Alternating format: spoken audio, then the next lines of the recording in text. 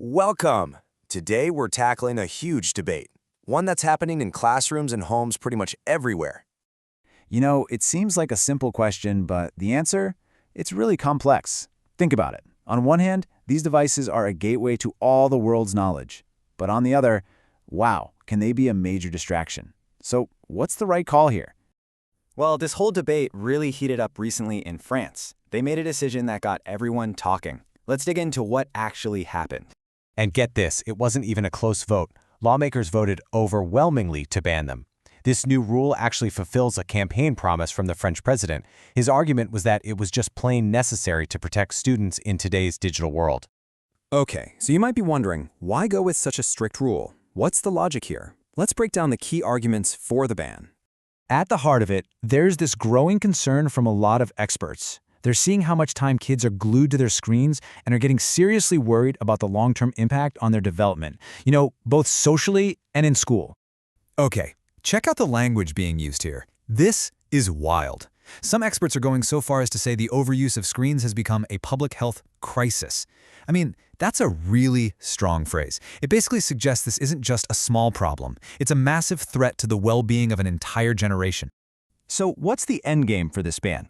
Well, it's pretty much got two clear goals. First, they want to tackle what some are calling a real, honest-to-goodness addiction to electronics. And second, they want to put a stop to this dangerous phenomenon of bad mobile phone use. We're talking about things like cyberbullying, nonstop distraction, and even social isolation.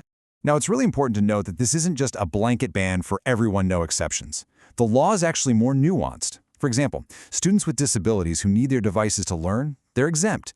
And phones can still be used for certain educational things in the classroom, as long as it's approved. But of course, not everyone is on board with this new law. Not by a long shot. There's a pretty strong argument against the ban, with some people saying it's actually a huge step in the wrong direction. Yeah, the critics have been really vocal. Some are even calling the whole thing little more than a publicity stunt. They're asking, is this really about helping students, or is it just politicians trying to score points? But here's where it gets interesting. Both sides actually agree on a lot. The critics don't deny there's a problem. They totally get the dangers of cyber addiction, that compulsive, unhealthy need to be online, and how it can mess with sleep. So it's not the problem they disagree on, it's the solution. And this really gets to the core of the disagreement. The opponents are saying, look, just banning technology is a backward step. We live in a world that runs on tech. So shouldn't schools be teaching kids how to use it responsibly instead of just taking it away? At the end of the day, people against the ban are just skeptical. They don't believe that taking away phones is suddenly going to make grades go up. They argue that real learning is about so much more, right? Things like what's going on at home, how motivated a student is, the quality of the teaching, and a phone ban doesn't really touch any of that. Okay, so we've heard both sides of the story. You've got the argument for protecting students on one side and the argument for teaching responsibility on the other. So now, what do you think? So, where does that leave us? Is a total ban the only way to shield a generation from the downsides of technology?